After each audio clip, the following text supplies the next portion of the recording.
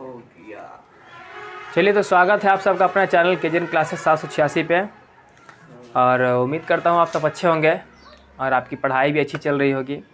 आज का जो सेशन रहने वाला है, आपको पता है कि क्लास 10 का हिंदी चल रहा था गोधूली, ठीक है ना। अभी ये बुक चला रहे हैं, देख लीजिए आप लोग, ठीक है।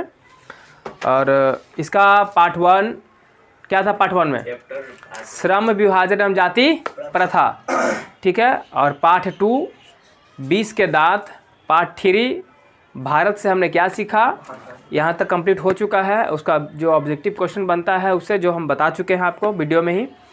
जो लोग नहीं देखे हैं जाकर देख लीजिए। चैनल पर जो लोग नए हैं चैनल को सब्सक्राइब कीजिए।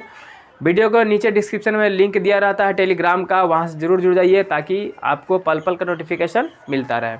आज हम लोग जो पढ़ने वाले हैं वो पढ़ेंगे पार्ट 4 नाखून क्यों बढ़ते हैं। तो सबसे पहले बताओ, जो पहला चैप्टर था श्रम विभाजन और जाति प्रथा, उसके लेखक कौन थे? बाबा साहेब भीमराव अंबेडकर। श्रम विभाजन जाति प्रथा क्या है? निबंध था। उसका दूसरा चैप्टर था 20 के दांत। 20 के दांत क्या है? कहानी है। लेखक कौन थे? नलिन बिलोचन शर्मा। उसके बाद बताते थे भारत से हमने क्या सीखा, क्या था? भाषण। लेखक कौन थे? Max Muller. कौन थे? Max Muller. आज क्या पढ़ेंगे? नाखून क्यों बढ़ते हैं। नाखून क्यों बढ़ते हैं, इसके लेखक कौन है? हजारी प्रसाद द्विवेदी। क्या है? ललित रचना है। क्या है? ललित रचना है। तो सबसे पहले जो है हम देखेंगे इसमें नाखून क्यों बढ़ते हैं। ये कहानी है और कहानी के जो लेखक है वो हैं हजारी प्रसाद द्विवेदी। तो थोड़ा सा लेखक से रिलेटेड हम लेखक का हम परिचय देख लेते हैं। लेखक से रिलेटेड जो सवाल बनता है, लेखक से रिलेटेड जो सवाल बनता है, थोड़ा हम पहले उसको देख लेते हैं ऑब्जेक्टिव टाइप के, फिर उसके बाद कहानी से थोड़ा बता दिया जाएगा आप लोगों को, ठीक है। और जो पहला चैप्टर बताए थे श्रम विभाजन और जाति प्रथा, उसका लेखक से रिलेटेड जो ऑब्जेक्टिव बताए हैं वो। आज जो तीसरा का चैप्टर है भारत से हम क्या सीखे, उसका ऑब्जेक्टिव जो लेखक से रिलेटेड है वो एकदम इंपॉर्टेंट है। उससे क्वेश्चन हमेशा आता है, तो उसको रट जाना है, ठीक है। दूसरा 20 के दांत वाला उतना इंपॉर्टेंट ना है, लेकिन ऐसा नहीं कि उसको नहीं पढ़ना, उसको ही पढ़ना है, ठीक है। लेकिन ज़्यादा इंपॉर्टेंट है पहला और तीसरा, ध्यान में रखना, ठीक है ना। आज हम पढ़ा रहे हैं नाखून क्यों बढ़ते हैं। सबसे पहले बात करेंगे कि नाखून क्यों बढ़ते हैं। चैप्टर का क्या नाम है? नाखून क्यों बढ़ते हैं। नाखून क्यों बढ़ते हैं। तो लोग का नाखून बढ़ता है, काटता भी है, फिर भी बढ़ ही जाता है, नहीं रे, फिर भी बढ़ ही जाता है। तो हम सबसे पहले बात करते हैं कि नाखून क्यों बढ़ते हैं। इंक नहीं डाला था है, ख़त्म कर दिया, तो रेड कम यूज़ करना पड़ेगा। चलो, नाखून क्यों बढ़ते हैं तो बताओ, नाखून क्यों बढ़ते हैं कि लेखक कौन है? हजारी प्रसाद द्विवेदी। हजारी प्रसाद द्विवेदी। अब हम अगर बात करेंगे कि नाखून क्यों बढ़ते हैं, लेखक को हजारी प्रसाद द्विवेदी है क्या? नाखून क्यों बढ़ते हैं क्या है? लेखक है, निबंध है, ललित निबंध है, क्या है? तो ये है ललित निबंध। कहेगा क्या है, क्या है, तो क्या है ये? ललित निबंध है। क्या है जी? ललित निबंध है। अब बात करते हैं कि इनका जन्म कब हुआ। किसका? लेखक जी का, क्योंकि लेखक का परिचय देख रहे हैं ना। लेखक जी का जन्म कब हुआ? 1907 ईस्वी में। कब हुआ? कब हुआ रे? 1907। कहाँ हुआ? जल्दी बताओ। इसका जन्म हुआ था बलिया। कहाँ हुआ था? हाँ, आरा हिले बलिया हिले वाला ना, बिहार वाला ना, उत्तर प्रदेश वाला। कहाँ वाला? उत्तर प्रदेश में ही बलिया है। कहाँ है? हाँ, यानी उत्तर प्रदेश के बलिया में इनका जन्म हुआ। कब हुआ? 1907 ईस्वी में हुआ था। इनकी मृत्यु कब हो गई थी?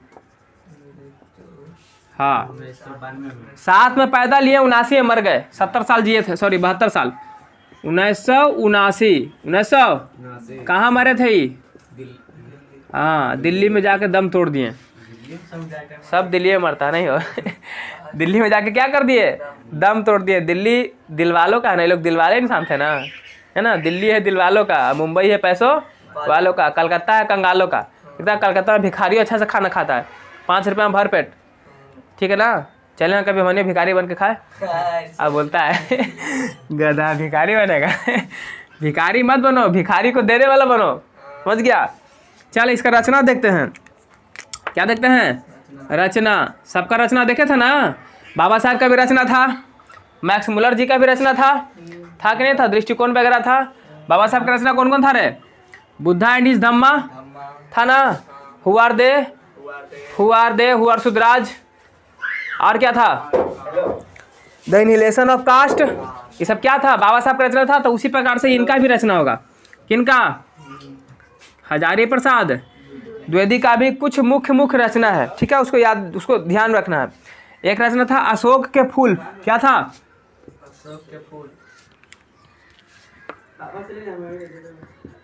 अशोक ब्लू वाला बच रहा कि नहीं बच रहा है?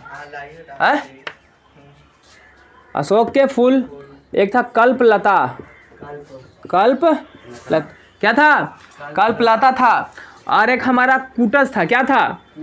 कूटज भी था, कल्पलता भी था, और क्या था? कूटज था। एक याद रखिएगा, विचार और वितर्क। विचार और वितर्क, ये सब जो बता रहे हैं ये किनके द्वारा लिखा गया है? हजारी प्रसाद द्विवेदी के द्वारा। आलोक पर्व इनका रचना है मुख्य, ठीक है। एक क्या लिखे थे? आलोक पर्व। फिर एक था बाणभट्ट की आत्मकथा। क्या था? बाणभट्ट की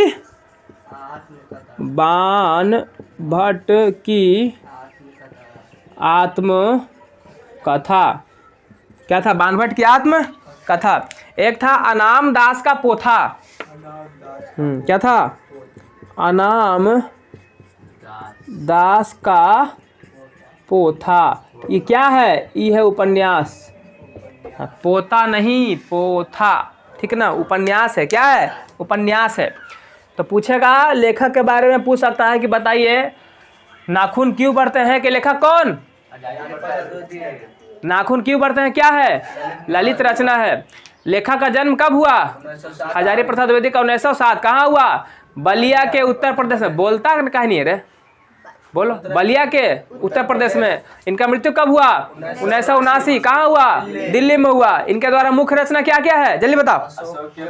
हाँ, अशोक के फूल हो गया, कल्पलता हो गया, कुटज हो गया, विचार और वितर्क हो गया, और क्या था? आलोक पर्व हो गया। एक और है विचार प्रवाह, लिख लो। विचार प्रवाह। बाणभट्ट की आत्मकथा, अनाम दास का पोथा उपन्यास है, ठीक है ना। एक चीज याद रखना, जो इन्होंने आलोक पर्व लिखा था, तो आलोक पर्व के लिए इनको एक पुरस्कार मिला था। क्या मिला था? उस पुरस्कार का क्या नाम था? साहित्य अकादमिक पुरस्कार। साहित्य अकादमिक पुरस्कार। पूछ सकता है कि बताओ हजारी प्रसाद द्विवेदी को किस पुस्तक के लिए, यानी या फिर किस रचना के लिए साहित्य अकादमिक पुरस्कार दिया गया था? तो क्या बोलिएगा? आलोक पर्व। यहाँ तो कोई दिक्कत नहीं। पढ़े लिखे थे ना कि अनपढ़ थे? पढ़े लिखे थे तो कहीं प्रोफेसर भी जाके बनेंगे, कॉलेज वॉलेज में, है ना। तो ये प्रोफेसर भी बनते हैं। अब ये कौन कौन से विश्वविद्यालय में प्रोफेसर बनते हैं जरा उसके बारे में नज़र डाल लेते हैं। तो ये एक सबसे पहले एक था शांति निकेतन था। क्या था? शांति निकेतन था, ठीक है। यहाँ पर ही प्रोफेसर बने हैं। शांति निकेतन में क्या बने हैं? प्रोफेसर बने हैं। फिर एक था काशी विश्वविद्यालय। क्या था? काशी में क्या था? काशी विश्वविद्यालय, काशी विश्व। फिर एक था चंडीगढ़ विश्वविद्यालय। क्या था? चंडीगढ़ विश्वविद्यालय, ठीक है ना। पूछेगा आप लोग से, बताइए कि हजारी प्रसाद द्विवेदी थे, वो चंडीगढ़ विश्वविद्यालय में क्या थे?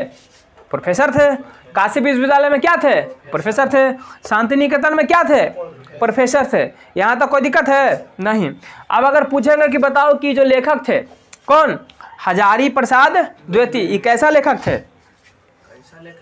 हाँ, यहाँ पे रहते हैं। बताओ कैसा लेखक थे? कैसा लेखक थे?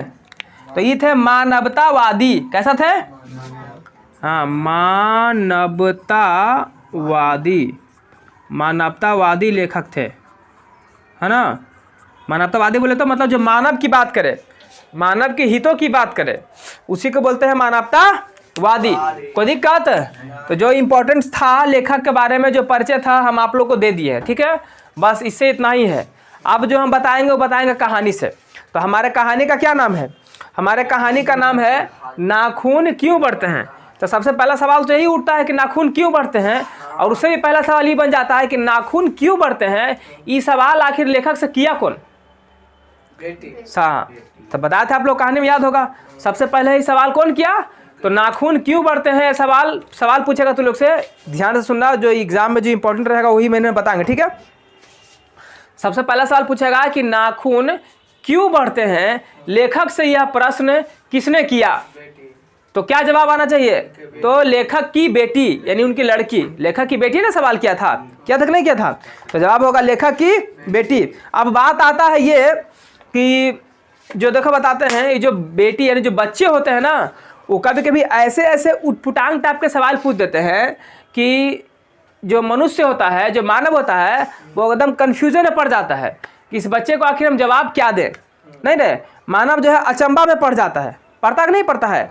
जो अल्पज्ञ पिता होता है, यानी कि जो कम ज्ञान वाला बेचारे पिता होते हैं, उनको परेशानी हो जाता है उनको जवाब देने के लिए, ठीक है। जैसे कॉमेडी में तो लोग देखता होगा, एक कॉमेडी था जिसमें एक छोटा बच्चा था, तो एक महिला थी, महिला के पेट में बच्चा था, ठीक है। तो वो बच्चा पूछता है महिला से कि पेट में क्या है आपका, इसमें कौची है? तो महिला बोलती है कि इसमें हमारा बच्चा है जिससे हम बहुत प्यार करते हैं, जिससे हम क्या करते हैं, बहुत प्यार करते हैं।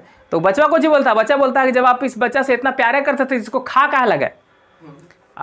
ये ना बोला, छोटा बच्चा बोला कि जब इतना प्यार करते तो आप खा कैसे गए उसको? खा गया था ना, पेट में चल गया उसको, ऐसे वही बोला कि खा क्यों गया इसको, ठीक है। तो बच्चा भाई कुछ भी बोल सकता है ना।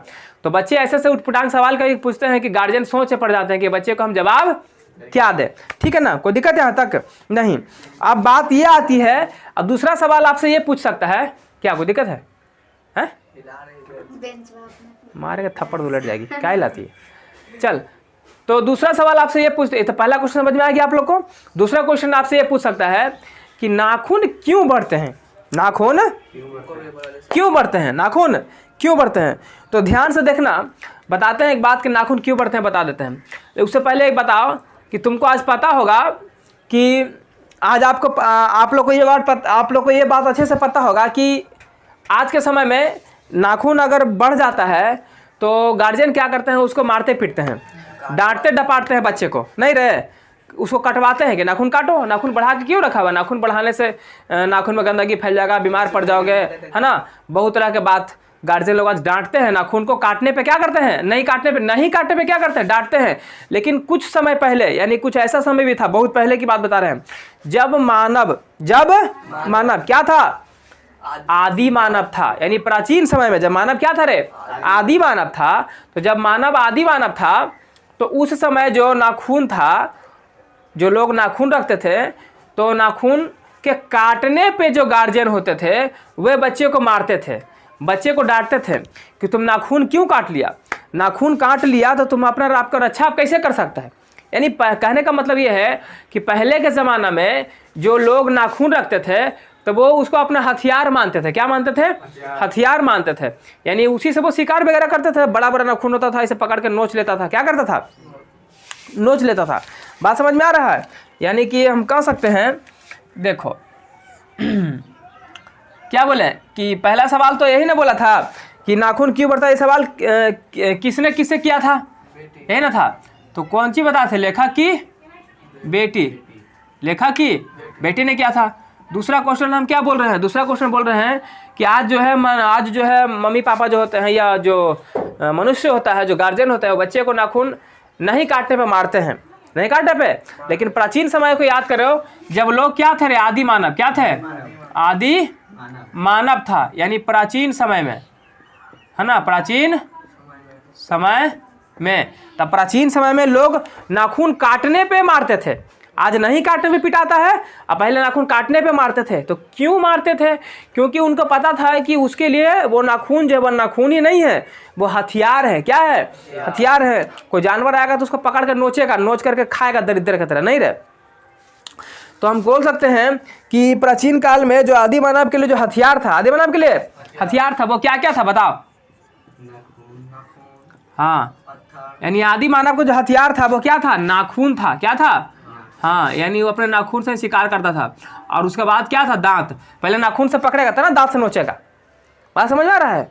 तो पहले के ज़माना में ये था कि लोग नाखून काटने के लिए मना करते थे, पर आज लोग नाखून काटने के लिए कहते हैं। कहते हैं कि नहीं कहते हैं? लेकिन फिर भी इस बात को समझो, फिर भी इस बात को समझो कि तुम याद करो कि नाखूनों है जो वैसने निर्लज है ना, और उसने बेलज है कि नाखून को तुम काटोगे और फिर से नाखून बढ़ जाएगा। यानी जैसे जैसे तुम काटोगे, समय समय पर काटोगे, नाखून फिर से क्या हो जाएगा? अपने सेंध पर हावी हो जाता है। यानी कहता है, लेखक कहता है कि नाखून क्यों बढ़ते हैं? तो लेखक कहता है कि नाखून जो है एकदम क्या है? एकदम निर्लज है। क्या है?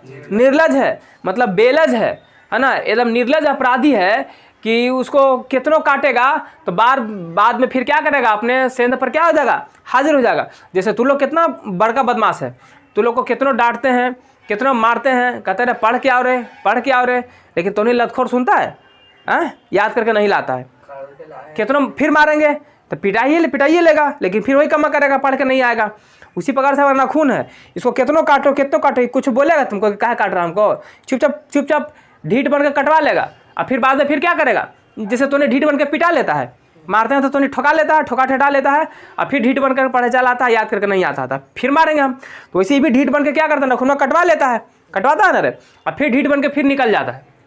कहता तुम काटते रहो, हम निकलते रहेंगे। जैसे तूने कैसे कहता है, सर जी मारते रहिए, हम तो पढ़वे नहीं करेंगे, तो परीक्षा में फेल करेगा तो हम तो लाठी से मारेंगे, याद रखना।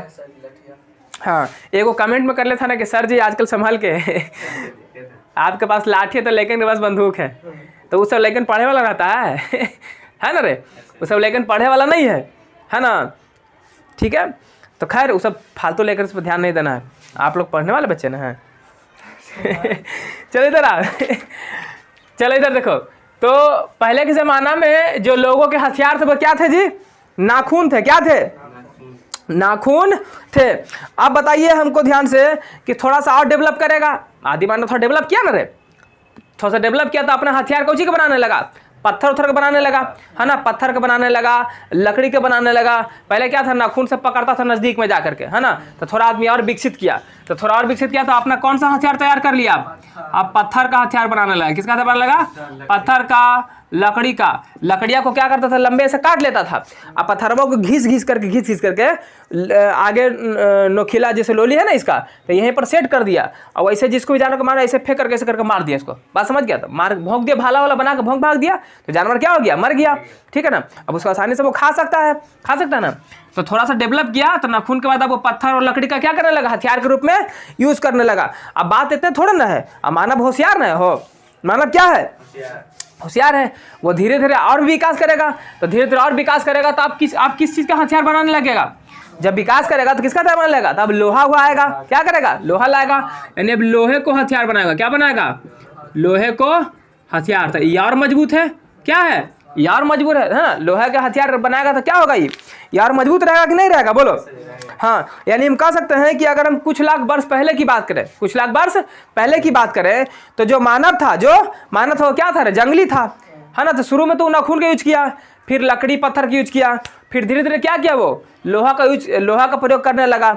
और उसको जीतने के लिए, किसी भी युद्ध में जीतने के लिए लोहे का औजार होना बहुत ही जरूरी था। यहाँ तक कि कहा जाता है, आपकी किताब में भी दिया हुआ है, कहता है कि जो देवता होता था, देवताओं का जो राजा होता था, वो भी असुर लोग से लड़ने के लिए, असुर बोले तो राक्षस, दानव, है ना, इस सब से भी लड़ने के लिए मानव का सहायता लेता था, मानव का मदद लेता था। क्यों? क्योंकि मानव के पास लोहे से बने औजार था, लोहे से बने, जो देवताओं के पास नहीं था, और असुर के पास भी नहीं था लोहा से बना औजार। ठीक है, इसीलिए वो लोग अंतिम में हार जाएगा, और इन लोग के पास रहेगा लोहे से बना हथियार, तो ये लोग क्या हो जाएगा? जीत जाएगा। तो इसीलिए कहता है, किताब में भी कहता है कि देखो यहाँ पे कहता है क्या? यहाँ पे कहता है कि लोहे के अस्त्र तो नहीं थे असुरों के पास, पर उसके पास बहुत सारा विद्या था। क्या था? विद्या था। और मनुष्य के पास लोहे के अस्त्र थे, इसीलिए जो है वो लोग क्या कर जाता है? हार जाता है। तो हारने में कौन कौन हारता है? तो ध्यान से सुन। तो कहता है कि आर्य हारे। कौन हारे? आर्य हारे, नाग हारे। कौन हारे? नाग हारे। गंधर्व हारे। कौन हारे रे? आर्य हारे, नाग हारे, गंधर्व हारे, और कौन हारे? यक्ष हारे। कौन हारे? यक्ष हारे, यक्ष हारे, असुर हारे। कौन हारे? असुर हारे। ये सब क्या कर गया? हार गया। जब युद्ध होगा राक्षस से, आर्य से, इस सब से युद्ध होगा, किसमें? देवताओं में और मनुष्य में जब युद्ध होगा तो चूंकि देखो मनुष्य लोग के पास क्या है? लोहा का हथियार है, और ये लोग के पास तो विद्या तो है पर ये लोग के पास लोहा का हथियार नहीं है, तो ये लोग क्या हो जाएगा? हार जाएगा। क्या करेगा ये लोग? हार जाएगा। तो आपसे सवाल पूछता है कि आर्य हारे, नाग हारे, गंधर्व हारे, यक्ष हारे, असुर हारे। ये जो पंक्ति है ये किस पाठ से लिया गया है? तो क्या बोलिएगा? नाखून क्यों बढ़ते हैं, ये ना लिया गया, या किस कहानी से लिया गया है? नाखून क्यों बढ़ते हैं से लिया गया। या फिर ऐसे बोल देगा कि आर्य हारे, नाग हारे, गंधर्व हारे, यक्ष हारे, असुर हारे, राक्षस हारे। ये जो पंक्ति है, इस पंक्ति के लेखक, ये जो पंक्ति है ये नाखून क्यों बढ़ते हैं से लिया गया है। इसके लेखक कौन है? तो इसके लेखक कौन है? हजारी प्रसाद द्विवेदी। पूछेगा तो आप लोग बता दीजिएगा। बोलो, कोई दिक्कत है यहाँ तक? नहीं ना? अब बात आता है कि कहता है कि आप सवाल, अगला सवाल जो हमारा पूछ सकता है आपके एग्जाम में, वो पूछता है कि नाखून जो है वो क्यों बढ़ते हैं? नाखून क्यों बढ़ते हैं और धीरे धीरे मनुष्य का विकास कैसे हुआ? पहली सवाल था कि नाखून क्यों बढ़ते हैं और धीरे धीरे मनुष्य का विकास क्यों हुआ। तो नाखून क्यों बढ़ते हैं तो आपको पता बता ही दिए, शुरू में बता ही दिए थे, है ना, कि नाखून जो है जब हम उसको काटते हैं तो वो बिल्कुल नाखून जो निर्लज अपराधी की तरह काम करता है। उसको बार बार काटते हैं और बार बार वो क्या होता है? अपने सेहत पे हावी हो जाता है। अब बात आता है कि चलो ठीक है, इतना तो समझ में आ गया सर, पत्थर, लकड़ी, लोहे से समझ में आ चुका है।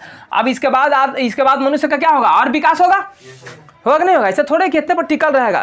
तो लेखक कहता है कि मनुष्य जो है और क्या करेगा? अपना विकास करेगा, और विकास करके क्या क्या बना लेगा? तो अब बनाएगा, देख कुछ बनाएगा। अब बनाएगा ये बंदूक। क्या बनाएगा? बंदूक बनाएगा। और क्या बनाएगा? बम बनाएगा। क्या बनाएगा? और कुछ बनाएगा, बम वर्षक वायुयान बनाएगा। क्या बनाएगा? बम वर्षक वायुयान। बंदूक से देखो क्या होता है, ठाई से मार दो किसी को मर गया, नहीं रे। बम बनाएगा। क्या बनाएगा? बम बनाएगा, बम वर्षक वायुयान बनाएगा। तो ये सब बनाएगा। तो ध्यान से देखो,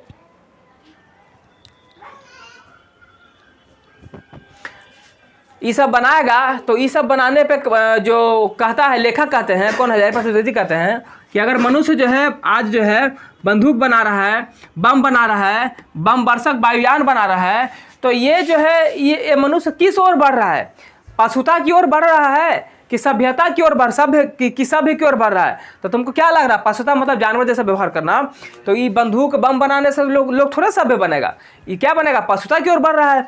जैसे बंदूक का यूज कहाँ करोगे? बंदूक का बम कहीं पे पटकता देखता ढेर सारा आदमी मर जाता है, नहीं रे? तो ये पशुता का गुण है ना। तो लेखक कहता है कि बंदूक, बम और बम वर्षक वायुयान बनाने से लोग जो है पशुता की ओर बढ़ रहे हैं। किसकी ओर बढ़ रहे हैं? पशुता की ओर बढ़ रहे हैं। कोई दिक्कत है? जैसे पशुता की ओर नहीं बढ़ रहा है, कैसे? जैसे देखो, जैसे एक जगह है, जापान का एक जगह है, ठीक है ना, हिरोशिमा। हाँ, हिरोशिमा कविता भी है तो लोग को पढ़ने के लिए, ठीक ना, किताब में। हिरोशिमा है, क्या है? हाँ, हिरोशिमा है। हिरोशिमा क्या है? बता जल्दी। हिरोशिमा कविता है, ठीक है, लेकिन हिरोशिमा एक जगह है। जापान का एक क्या है रे? जापान का एक जगह है। वहां पर क्या करता है अमेरिका वाला? कौन? अमेरिका वाला क्या करता है? 6 अगस्त 1945 को बम पटक देता है। कौन सा बम पटकता है? परमाणु बम।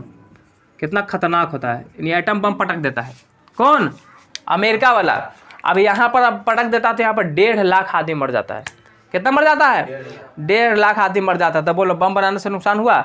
आदमी पशुता की ओर बढ़ा कि नहीं बढ़ा? इतने पर रुका नहीं, एक बाद लगले। ये तो हिरोशिमा में था। कहाँ था? एक और शहर था, उसका था, जगह का नाम था नागासाकी। क्या था? नागासाकी। लगले 3 दिन के बाद 9 अगस्त को जो पटक देता है जा करके। हाँ, लगले यहाँ भी जाके पटक देता है। तो यहाँ पर कम ही मरता है, यहाँ पर मरता 75,000। यहाँ पर कम आदमी होगा तो यहाँ पर कितना मरा? 75,000। यहाँ कितना मर गया? 1.5 लाख। तो बताओ ये सब बनाने से आदमी पशुता की ओर बढ़ा कि नहीं बढ़ा? इतना इंसान का मौत हो गया, इतने लोग मर गए, तो बताओ दिक्कत की बात है कि नहीं है? है ना रे। तो वही लेखक कहता है कि बंदूक, बम, बरसक, वायुयान बनाने से आज मानव जो है वह पशुता की ओर बढ़ता जा रहा है। समझ में आ रहा है बात को। अब अगला जो सवाल आपसे पूछ सकता है वो सवाल आपसे ये पूछ सकता है कि मनुष्य जो है वह नाखून को बार बार क्यों काटता है। मनुष्य नाखून को बार बार क्यों काटता है। तो तुमको पता है कि मनुष्य जो है वो पहले के ज़माना में नाखून रखता था, यानी नाखून रखना का मतलब पशुता का गुण। किसका गुण? पशुता गुण। देखता है जो कुत्ता उता होता है या जो बिल्ली वगैरह होती है वो अपना पंजा से ऐसा किसी का नोच नाच लेती है, मतलब उसका नाखून किसका यूज का हो रहा है, किसी चीज़ को नोचने पकड़ने के लिए कर रहा है, यानी उसका पशु ना है। तो पशु के अंदर वो सब चीज़ काम का चीज़ है, तो हमारे अंदर रहेगा तो इसीलिए नाखून है। तो इसीलिए बोलता है कि ये अगर बढ़ेगा तो इसको बोलते हैं कि पशुता का गुण है। किसका गुण है? पशुता का गुण है। तो वही लेखक कहता है कि मनुष्य आज जो है नाखून को बार बार क्यों काटता है। मनुष्य नाखून को बार बार क्यों काटता है। तो लेखक कहता है, यानी लेखक का जवाब आता है कि मनुष्य जो है नाखून को आज इसलिए बार काटता है। तो वहाँ पर जवाब में लिखना है आप लोग को, क्या लिखना है कि क्योंकि मनुष्य यह नहीं चाहता है, मनुष्य यह नहीं चाहता है कि हमारे शरीर में कोई भी पशु का गुण रहे। हमारे शरीर में कोई पशु का गुण रहे। नाखून बढ़ रहा है तो पशु का गुण है ना रे। तो हमारे शरीर में कोई भी पशु का गुण नहीं रहे, इसलिए मनुष्य जो है नाखून को बार बार क्या करता है? बार बार काटता है। लेकिन नाखून इतना निर्लज है, नाखून इतना निर्लज अपराधी है कि वह पुनः काटते ही पुनः छूटते ही, जैसे ही काटने के लिए छोड़ दिया तो वह पुनः छूटते ही सेंध पर हाजिर हो जाता है। मतलब फिर से वो क्या हो जाता है? बढ़ जाता है। फिर से वो क्या हो जाता है? बढ़ जाता है। तो यहाँ तक पूछेगा तो लिख दीजिएगा कि मनुष्य नाखून को बार बार क्यों काटता है। तो लिख देना कि मनुष्य नहीं चाहता है कि हमारे अंदर कोई भी जो है पशुता का गुण रहे, इसलिए वह नाखून को बार बार क्या करता है? काटता है। लेकिन नाखून इतना निर्लज अपराधी है कि वो नाखून जो है जैसे ही छूटता है वह फिर से क्या हो जाता है? अपने सेंध पर हाजिर हो जाता है। फिर से अपने सेंध पर हाजिर हो जाता है। अब बात आता है ये कि कहा जाता है, फिर आपसे सवाल ये पूछ सकता है, आपसे सवाल क्या पूछ सकता है बताते हैं। आपसे सवाल ये पूछ सकता है कि बताइए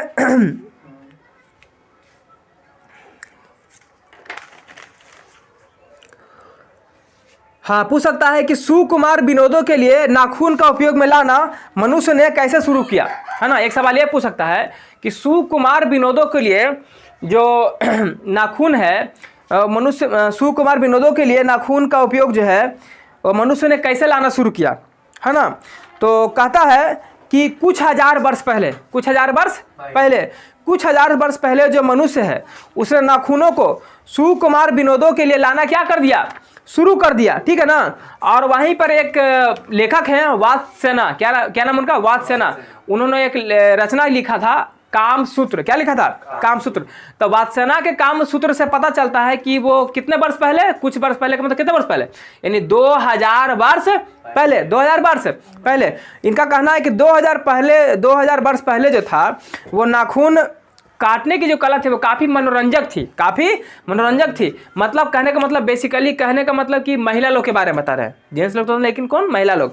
यानी वो लोग जो है अपने नाखून को बड़ा डिजाइन से काटती थी। कभी त्रिभुजाकार काटती थी, त्रिभुज के आकार के जैसा काटती थी, कभी चांद के जैसा आधा जैसन बना दी, कभी दांत के जैसा बना दी, और लंबा रख करके और उसमें 75 को पेंट करती थी, ठीक ना। जैसे मान के चले इतना लंबा नाखून है तो यहाँ से लाल कर दिया, यहाँ से ब्लू कर दिया, यहाँ से हरा कर दिया, यानी रंग बिरंगा। देखता अभी भी लड़की लोग नेल पॉलिश लगाती है ना रे। तो कितना लड़की लोग लंबा नाखून रख करके 4 को 5 कलर डिजाइन तिरंगा उरंगा कुछ बना देती है। मतलब डिजाइन करते रहती नहीं करते रहती है। तो वही बोलता है कि कुछ हजार वर्ष नाखून का जो उपयोग था वह सजने संवरने के लिए किया जाता था। कोई दिक्कत है? ये पता कहाँ से चला कि लोग जो सजने संवरने में जो उपयोग करते थे वो कैसे कैसे डिजाइन काटता था। तो वात्स्यना के कामसूत्र से हमको ये पता चलता है। तो कहाँ पे लिख दें? तो हम क्या बोले? कुछ वर्ष पहले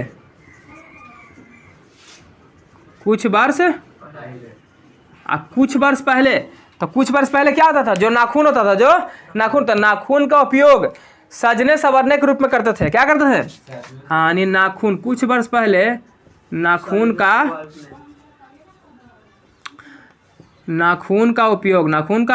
उपयोग सजने संवरने के रूप में करते थे। एक लेखक था जिसका क्या नाम था?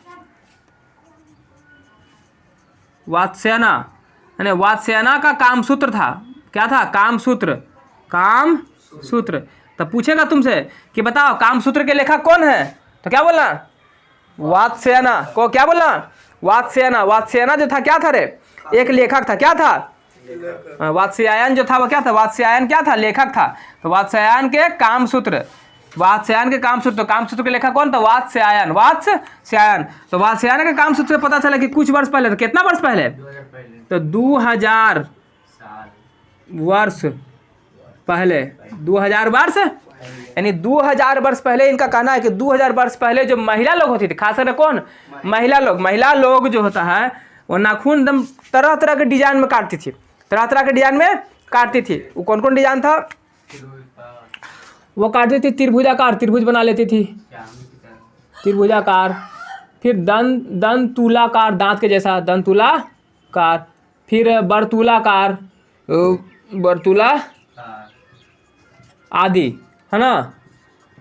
आदि तरह से वो क्या करता था? काट काट के नाखून को क्या करता था रे? रखता था। तो आपसे यहाँ पर एक सवाल पूछ सकता है, यहाँ पर आपसे एक सवाल पूछ सकता है। अब वो ये बोल सकता है कि सवाल ये पूछ सकता है, सवाल ये पूछेगा, कहेगा कि किस पुस्तक के अनुसार लेखक को यह पता चलता है, किस पुस्तक के अनुसार लेखक को यह पता चलता है कि जो मनुष्य है वो 2000 वर्ष पहले मनुष्य अपने नाखून को सजने संवरने के लिए विभिन्न रूप, यानी त्रिभुजाकार, दंतुलाकार और वर्तुलाकार के विभिन्न रूपों में नाखून को काटता था। 21 पुस्तक से पता चला।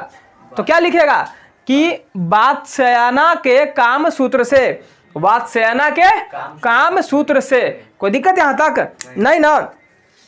अब यहाँ तक हो गया है। अब यहाँ से बात आता है कि पहले के ज़माना में क्या था कि मनुष्य का पूंछ होता था। बहुत पहले, जब बहुत पहले चला जाएगा, बहुत पीछे चला जाएगा, आदि मानव से भी थोड़ा पहले चल जाएगा, तो उन सब देखना कि आदि मानव से पहले उसका मुंह ऐसे बंदर के जैसा ऐसे आगे रहता था, पीछे से उसका पूंछ निकला रहता था, ठीक है ना? अब वो पूंछवा का यूज उस समय क्या करता था? वो तो जैसे कहीं बैठ रहा ना, तो पूंछवा से झाड़ लेता था। क्या करता था? झाड़ लेता था, झाड़ करके उसको बैठ जाता था। लेकिन धीरे धीरे वो पूंछ का यूज करना क्या कर दिया? बंद कर दिया। तो पूंछ के यूज करना बंद कर दिया तो क्या हो गया? पूंछ धीरे धीरे क्या हो गया? उसका गायब। क्या हो गया? गायब। तो लेखक वही कहते हैं, लेखक क्या कहते हैं कि जिस तरह पहले के मनुष्य के पास जो पूंछ होता था वो धीरे धीरे क्या हो गया? विलुप्त हो गया, मतलब गायब हो गया, खत्म हो गया। उसी प्रकार से एक समय ऐसा आएगा, मतलब एक समय ऐसा नहीं कि तुरंत लगले 10 साल 20 साल में, मतलब लाखों वर्ष के बाद, है ना? लाखों वर्ष के बाद ऐसा आएगा कि इंसान का जो नाखून है ना, नाखून, क्योंकि नाखून का कोई काम है रे नहीं ना, तो नाखून जो है वो भी क्या हो जाएगा? खत्म हो जाएगा, यानी कि गायब हो जाएगा। क्योंकि नाखून का यूज नहीं, कहा जाता है कि जिस अंग का आप यूज नहीं कीजिएगा वो अंग धीरे धीरे क्या हो जाएगा? गायब। हमारा कान देखो, कान के ऊपर जो छतरिया को फैले 4 गो से 2 गो ये पट्टी, एक कोई यूज है हमने के? नहीं यूज है। तो ये भी हो सकता है कि इन फ्यूचर में ये भी क्या हो जाएगा? धीरे धीरे कान खत्म हो जाएगा, खाली छेद बचेगा, कोई छतरी खत्म। कोई दिक्कत? समझ में आ रहा है बात को? यूज नहीं है तो खत्म हो जाएगा, ठीक है ना? तो ध्यान में रखना है। तो ये सब याद रहेगा। तो लेखक के अनुसार क्या होता है? लेखक के अनुसार तब पूछता सवाल भी पूछता है कि बताओ, सवाल पूछेगा कि मनुष्य की, लेखक कहता है कि मनुष्य की पूंछ की तरह उसके नाखून भी एक दिन क्या हो जाएंगे? झड़ जाएंगे। लेखक के अनुसार यही बात आता है कि मनुष्य के पूंछ की तरह भी मनुष्य के जो नाखून है वो एक दिन क्या हो जाएंगे? झड़ जाएंगे। कोई दिक्कत यहाँ तक? नहीं। अब आपसे एक इम्पोर्टेंट सवाल है जो जगह नहीं बचा है, कहाँ पर लिख? यहाँ पर लिख दें। नोट दे के लिख लेना। ये जो बता रहे हैं ना, ये पूछा है, वो अगर पूछा, ठीक है? तो ध्यान में रखना, इसको बताते हैं। यहाँ पर लेखक कहता है, क्या कहता है लेखक? सुन ध्यान से। लेखक कहता है कि सब पुरानी वस्तु खराब नहीं होती। बताया था ना, बताया थे, याद होगा आप लोगों को। सभी पुरानी वस्तुएं खराब नहीं होती। जितना भी पुराना वस्तु सब खराब रहेगा। आई बोर्डवा पुराना होता खराब हो गया, यूज कर रहे हैं ना, कुछ खराब हो सकता है, नहीं रहे, मान लो सड़ गया, गल गया, खराब हो जाएगा। मोबाइल चला रहे हैं 1.5 साल से, खराब हो गया? नहीं खराब हुआ। शीश का था, सभी पुरानी वस्तुएं खराब नहीं होती और सभी नई वस्तुएं भी खराब नहीं होती। ऐसा थोड़े कि सब नया वस्तु अच्छे होता है या सब नया वस्तु खराब होता है, नहीं ना, कुछ खराब हो सकता है। तो कहता है कि सभी पुरानी वस्तुएं खराब नहीं होती और सभी नई वस्तुएं अच्छी नहीं होती, सभी नई वस्तुएं अच्छी नहीं होती। कहेगा कि यह जो पंक्ति है वह किस पाठ से लिया गया है, तो किस पाठ से लिया गया है, नाखून क्यों बढ़ते हैं। तो क्वेश्चन पूछेगा, इंपॉर्टेंट है, याद रखना इसको। कौची कहेगा सभी पुरानी वस्तुएं खराब नहीं होती, सभी पुरानी वस्तुएं खराब एवं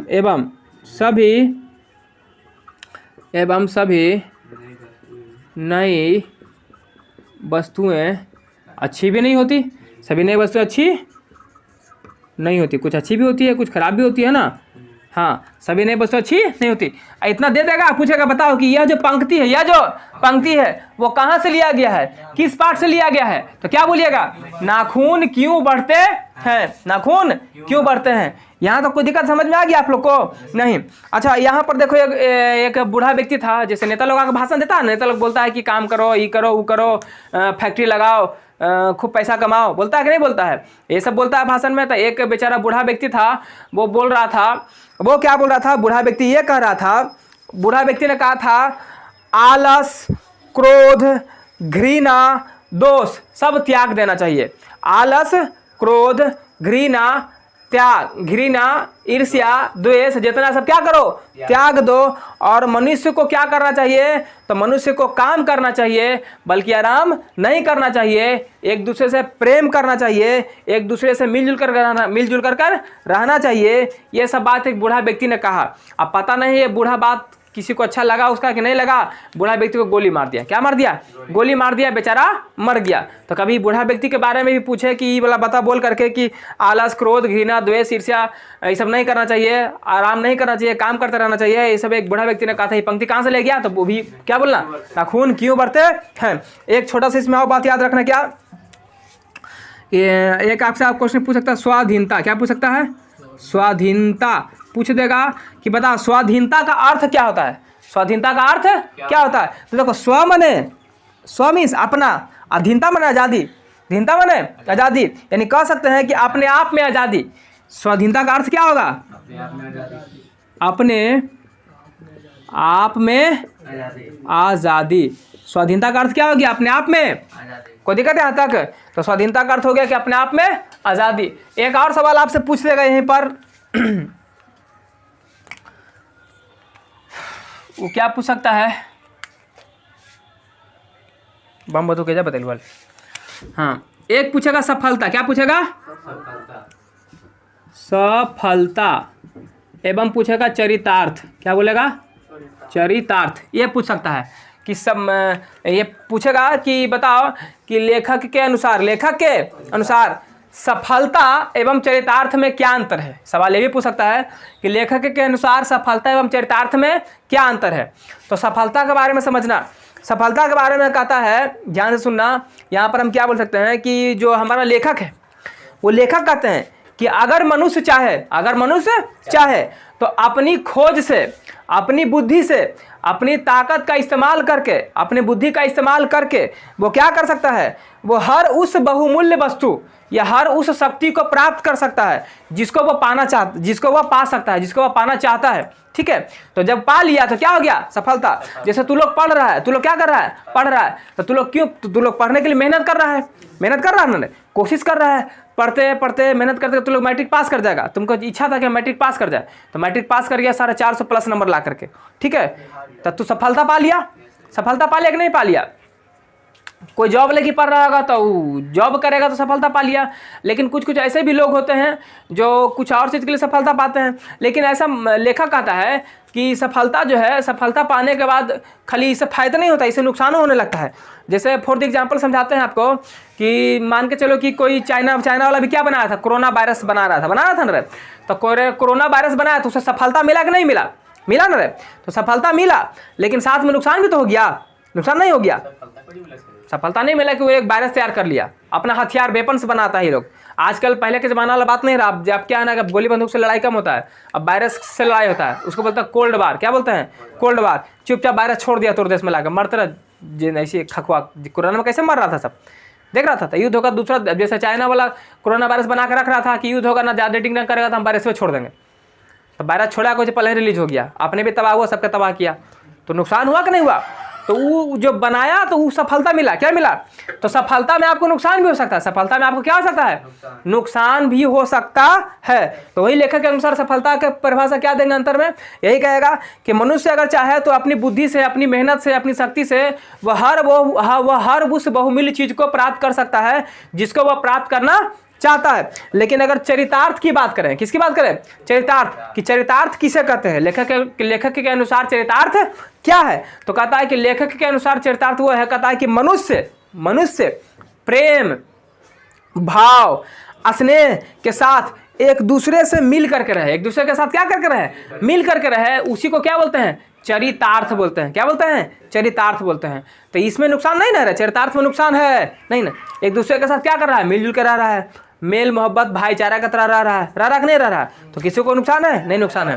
तो सफलता एवं चरितार्थ में अंतर पूछेगा, बता देगा तू लोग, कोई दिक्कत है यहाँ तक। तो इस प्रकार चैप्टर हो गया आपका खत्म, ठीक है। अब इसके बाद तू लोग को इसमें कितना 4 चैप्टर पढ़ा दिए ना रे, आप पढ़ाएंगे आप लोग को हिंदी व्याकरण पढ़ाएंगे, ठीक है। उसके बाद इसका सेकंड बुक है जिसमें दहीवाल मंगामी से कहानी दिया हुआ है, वो सब पढ़ाएंगे, ठीक है। तो देख लिखना कैसे कैसे बता देते, ध्यान से सुन। सबसे पहले यहाँ से लिखना है, ठीक है। ये ब्लू वाला को छोड़ देना, ब्लू ब्लैक को छोड़ देना, भी नहीं लिखना है। रचना है, रचना लिख लेना, ठीक। उसके बाद प्रोफेसर वाला बात यहाँ से लिख करके इसको लिख लेना, और फिर कैसा था यहाँ तक लिख लेना, कोई दिक्कत है।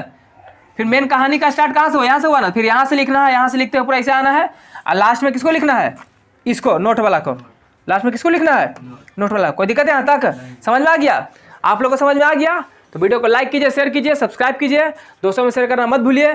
अच्छा लगा क्लास तो प्यारा सा कमेंट कीजिए। तो मिलते हैं तब तक नेक्स्ट वीडियो में, तब तक के लिए जय हिंद, जय भारत, बेस्ट ऑफ लक। चलिए।